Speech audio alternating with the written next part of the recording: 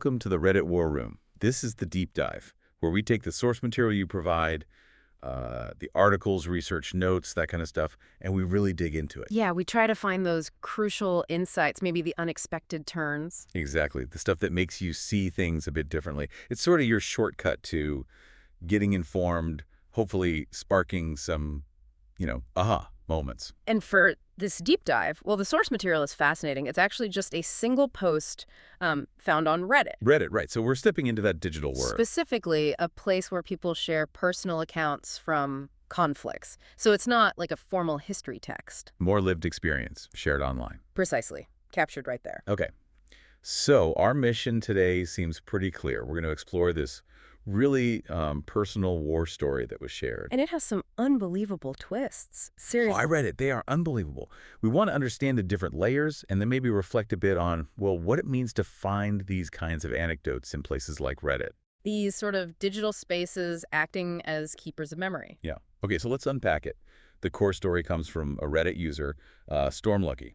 That's the one. Shared on Rower Stories. Yeah. Which is pretty much what it sounds like, people sharing military stories, their own or family members. And this one's about their great-grandpa. It's set during a war somewhere in the jungles of the Philippines. The post doesn't specify which war, but the setting, the jungle, that's immediately important. Definitely. Danger isn't just the enemy, it's the environment itself. Snakes, insects, disease. Yeah. And that's exactly where the story takes a dramatic turn. So Stormlucky's great-grandpa is marching, and he feels this. The post calls it a stinging pain in his neck. Just a stinging pain. And then, according to the post, he just fell asleep. Fell asleep. But, well, that wasn't sleep, was it? Not at all. Turns out that sting was a cobra bite. A cobra. Wow. Highly venomous. That's not just sleepy. That's a major medical emergency. Absolutely. It threw him into a coma. A coma. How long? The source says about 3 weeks. 3 weeks unconscious. In a war zone hospital after a cobra bite. You'd think waking up would be, I don't know, relief. You would. Maybe some celebration he survived. Yeah. But that's where it gets even stranger. Right. This is the really wild part. He does wake up in the hospital, but the doctors, they're not calling him by his name. They're using a different name. A totally different name. And worse, they're treating him, and this is a quote, like a criminal. Like a criminal? I mean, yeah. How does that even happen? Can you imagine surviving all the jungle, the snake, the coma, just to wake up being treated like you're under arrest? He must have been utterly bewildered. Completely. The post says he was protesting, like, I didn't do anything. What are you talking about? Understandable reaction, right? Totally. So what was going on? How does a soldier become a criminal in their hospital bed?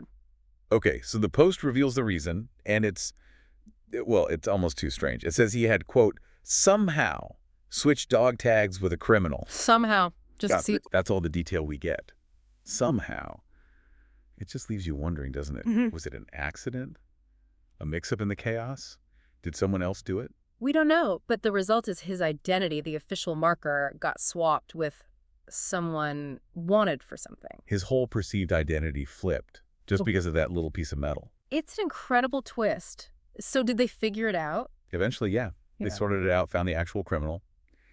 But the whole ordeal, especially the snake bite and the long coma, it had a final consequence for him. Which was? Because of the severity of it all, he was honorably discharged. Honorably discharged. Because of the snake bite. Because of the snake bite that led to the coma that happened while his identity was mixed up. It's just layer upon layer. Survival, mistaken identity, and then release from the war, all triggered by a snake. An incredible chain of events. And Stormlucky adds a poignant note that their great-grandpa passed away just this April. Makes it feel very recent, very real. And as we said, this whole story emerged not from some dusty archive, but online. Reddit, specifically Rower Stories.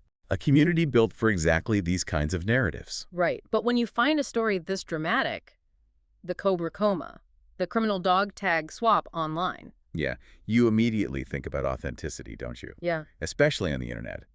Skepticism is almost automatic sometimes. It is. And the comments on the Reddit post actually show that exact reaction. There was a user, Mr. Spied. Oh, yeah.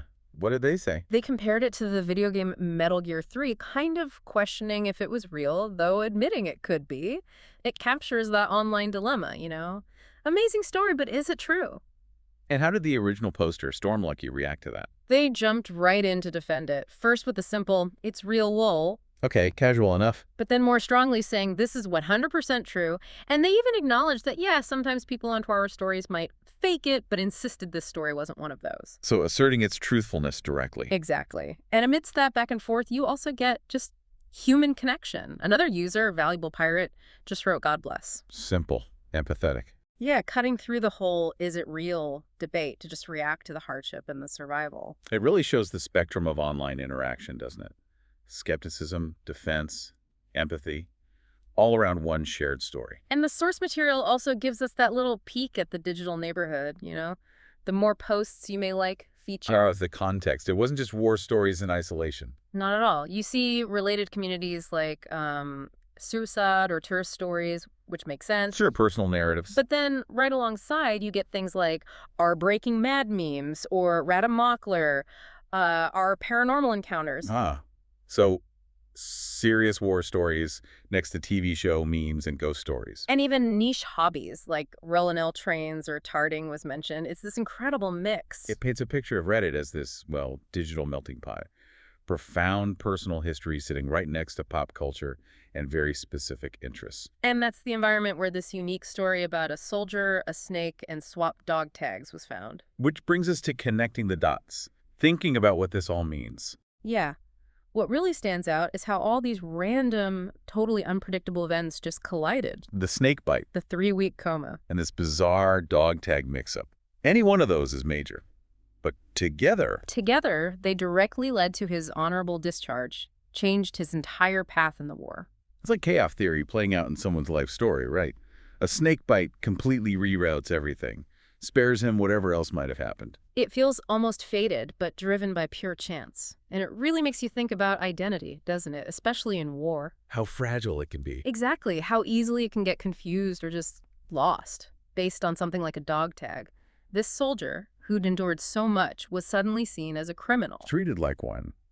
Even though he was the same person, same injuries, just a different tag. It highlights that gap between the official record, the label, and the actual human being underneath. Makes you wonder, how often did things like this happen? Identity mix-ups in the fog of war. Probably more than we think. And then there's the platform, Reddit.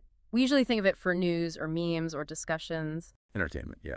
But this story shows its role as this kind of informal archive. These personal histories, maybe unverified by traditional standards but deeply human, are shared there. Preserved, in a way.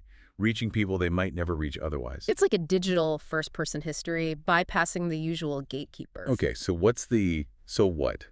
Why should you, listening now, care about this deep dive into one Reddit post? Well, first, I think it shows how these incredible, almost unbelievable true stories can pop up anywhere.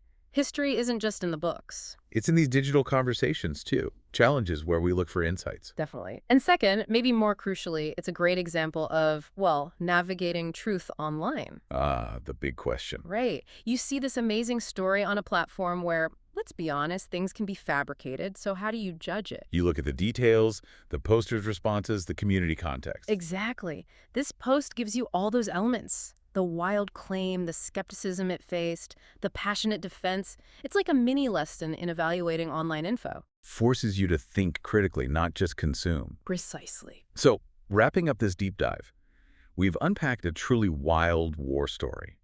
Survival against a Cobra, a Coma, mistaken identity via dog tags, leading to an honorable discharge. All thanks to a snake. Found within Reddit's vast, varied, sometimes strange landscape. Where personal history meets internet culture. And maybe the final thought to leave you with is this.